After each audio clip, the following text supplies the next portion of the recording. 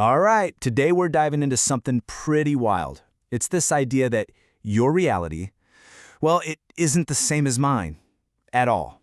We're going to explore how your brain is literally creating a world that is uniquely and exclusively for you. So have you ever gotten into one of those arguments with a friend?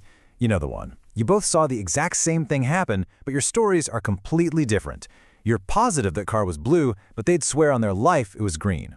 The thing is, even though you were right there together, you actually didn't see or hear the same thing at all. And we've all been there. But the why behind it? Oh, it goes so much deeper than just having a good or bad memory. It actually makes you question if we're even living in the same shared objective world to begin with. And look, it's so easy to just write it off and say, oh, you just have a bad memory. But that's not it. That's not the whole story. The real reason is, honestly, it's way more interesting. It's all about how your brain is actively building your reality every single second of the day. Okay, so to really get what's going on, we need to rewind.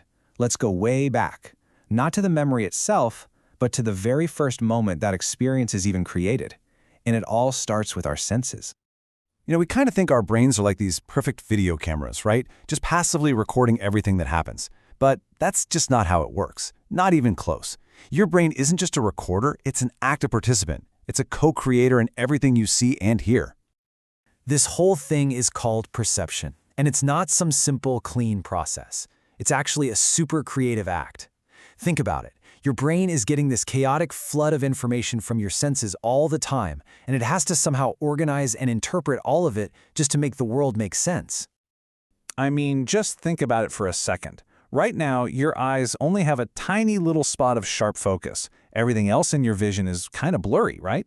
And your ears, they're probably filtering out the hum of your computer or the traffic outside. And if you miss a word someone says, your brain doesn't just stop, it fills in the blank.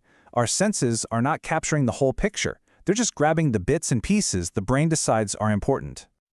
So this brings us to a much better way to think about it. If your brain isn't a camera, then what is it?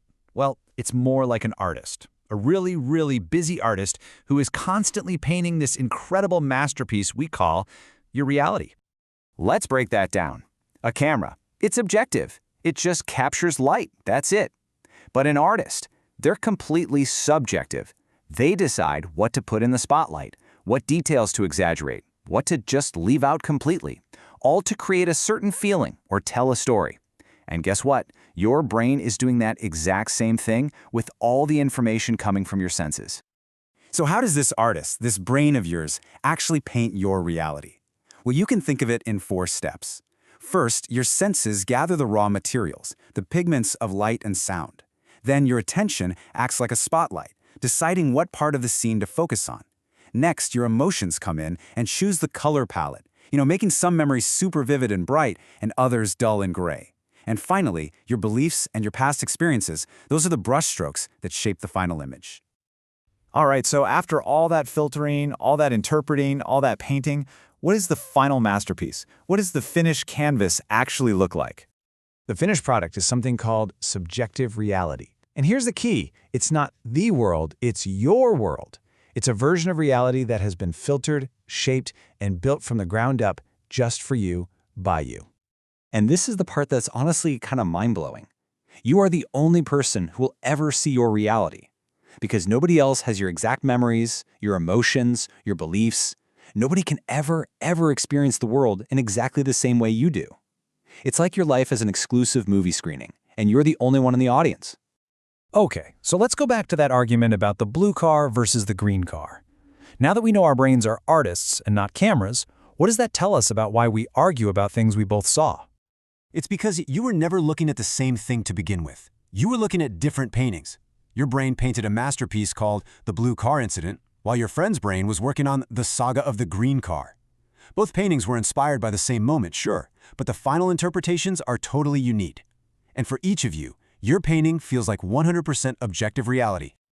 So this is more than just a cool brain fact, right?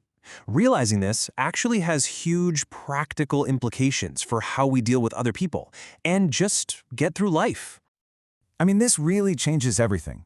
Once you truly get that everyone is living in their own personal version of reality, it suddenly makes a lot more sense why people disagree so much. It can give you more empathy. Instead of just saying, "You're wrong," you might start to ask, I wonder why they see it that way.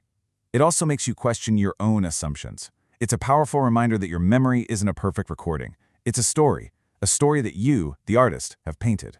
You know, every single person you meet is living in a world you will never, ever fully get to see. And if we can remember that, maybe we can be a little more patient, a little more gracious with each other. It's like we're all wandering through our own private art galleries, and the best we can do is peek over and try to appreciate what's hanging on someone else's wall. So I'll leave you with this question to think about. If your canvas is totally unique, what can you learn by taking a moment to look at someone else's? Realizing our realities are subjective doesn't have to push us apart. Instead, maybe it's an invitation to be more curious, to listen a little closer, and to try, just for a moment, to see the world through another artist's eyes.